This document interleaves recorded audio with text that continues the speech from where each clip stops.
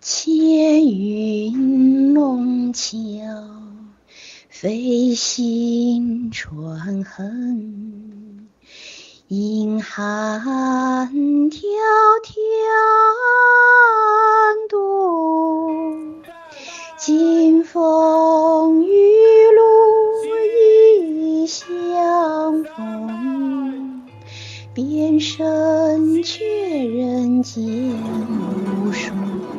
中国的七夕就很有中国的文化的元素，就是觉得这种每次都回顾牛郎织女的这种爱情故事呢，特别浪漫。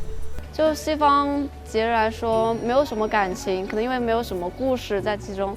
但是七夕节就不一样，它就有一个故事在里面，然后就有一种特殊的情怀。You imagine the Chinese are very serious people and communist and marching together and never smiling, but in fact the Chinese are very, very romantic people. I heard a story. There's when the moon is big, right? So there's this lady, and she meets her beloved guy once every year, right? There is a beautiful love story about QiXi. Legend has it that there was a young cowherd called Niulang whose parents died when he was young and who was treated poorly by his brother and his wife. His only friend was a cow. The cow appreciated his kindness and so thanked him by giving him a plan to marry the beautiful fairy Zhu. One day the fairies came to the Silver River to bathe. Following the cow's plan, Niulang went to hide Zhu's colourful clothes. Niulang begged Zhu, and after a while, Zhu promised to be his wife and had 2 children. With its last breath, the cow told Niulang to keep its hide. Later, the goddess of heaven found out that Zhu had married a mere mortal. The goddess was furious and sent divine troops down from heaven to bring Zhu back.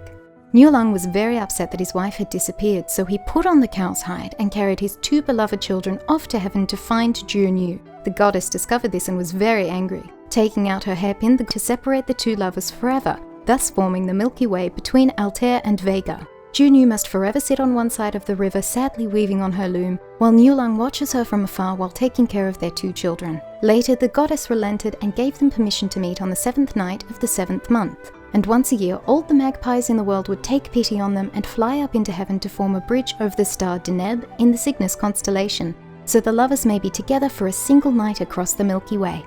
作为一个女人嘛，还是对七夕是有很多很浪漫的憧憬。比如说从这个梁山伯与祝英台，然后白素贞跟这个许仙，还有牛郎织女，这七世故事，就里面好多段其实都是突破了禁忌。It'll be interesting to know what people do during this festival.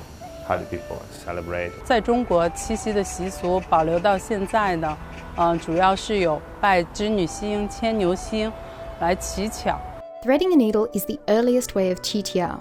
It originated in the Han Dynasty and is still practiced today. On the night of the 7th day of the 7th month on the Chinese calendar, according to tradition, women place offerings in the courtyard as a sign of worship to Zhu. These women hold 5 coloured threads and a 7-hole needle. Then under the moonlight, they thread the needle. It tests the speed of their threading, and the fastest to complete the task is the winner. It is a prayer for skill and dexterity. It shows people's intelligence and their wishes for a happier life. Cobweb as the determinant. Pleading for skills with a cobweb is the custom of putting fruit on a plate with a spider. Everyone then waits to see if the spider forms a web. Whoever finds a web will have good luck. The shiju is a kind of spider the size of a grain of rice. After celebrating finding the shiju web, the fruit is shared by everyone. It is eaten to share good luck for the year.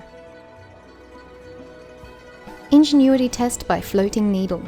The ingenuity test by floating needle involves putting a jug out in the open air and pouring in some yuanyang water, which is the combination of water from both daytime and nighttime. The water is left in the open air overnight and then bathed in the sunlight of QiXi. Waiting until noon or early afternoon, a needle or thin straw is then cast into the water. The floating needle casts a shadow at the bottom of the jug. If the shadow is straight, it means the test has failed. If the shadow is another shape, it means you have great ingenuity. 这个七夕究竟它是怎么一个来历？我一看哇，乞巧，哎呀，我说这个跟我母亲是关系比较大，因为说实在的，代代传承的就是这种东西。乞巧，据说是面对织女星，要有一个愿望，就是让自己能有一双巧手嘛，要会做针线呐、什么的这些。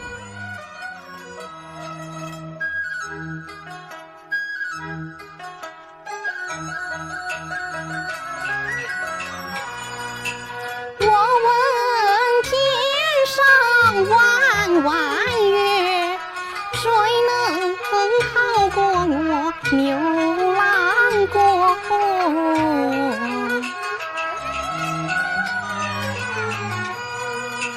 我问你遍老枫树，